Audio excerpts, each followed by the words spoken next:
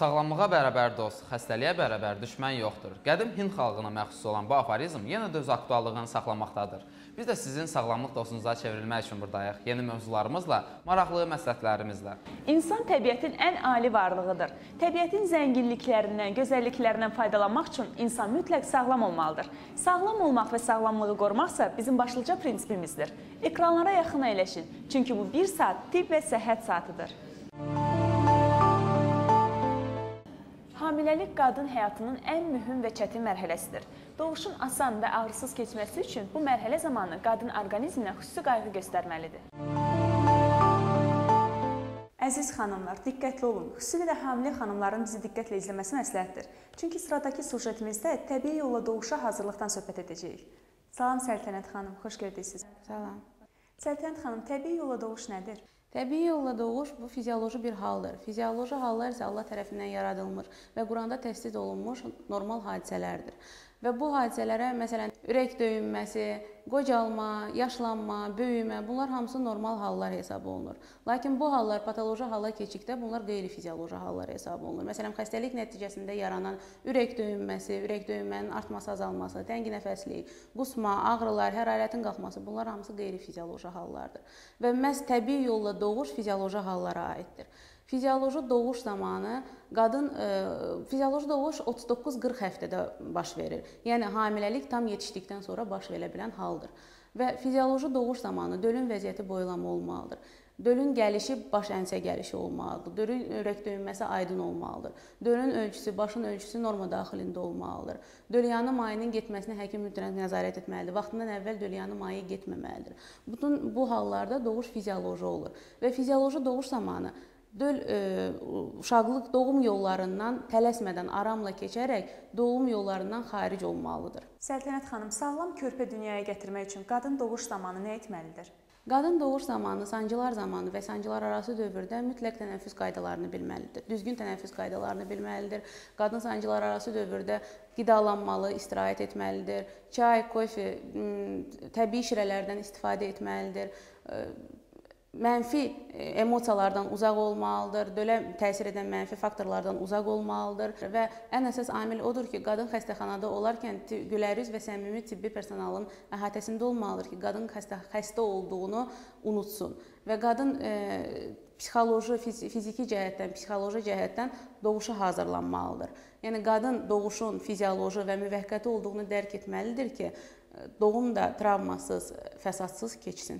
Bu doğuşun adətən birinci dövründə, yəni sancılar dövründə olur. Lakin doğuşun ikinci dövründə qadın daha da diqqətli olmalıdır. Həm həkimdən, həm də anadan, hamilədən xüsusi diqqət tələb olunur bu dövrdə.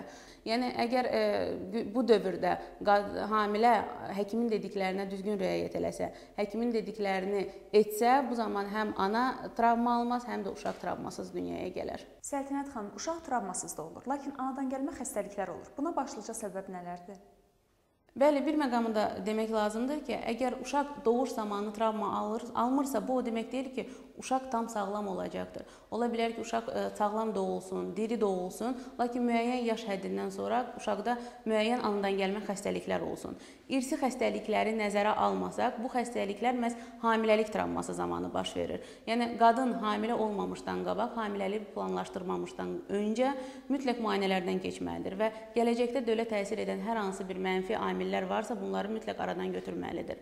Bunlar qadın alkoqoldan uzaq olmalıdır, qadın nikotindən uzaq olmalıdır, narkotik maddələrdən uzaq olmalıdır, qadın düzgün qidalanmalıdır, qadın immun sistemi yüksək olmalıdır, minerallı, vitaminli qidalardan daha çox istifadə etməlidir.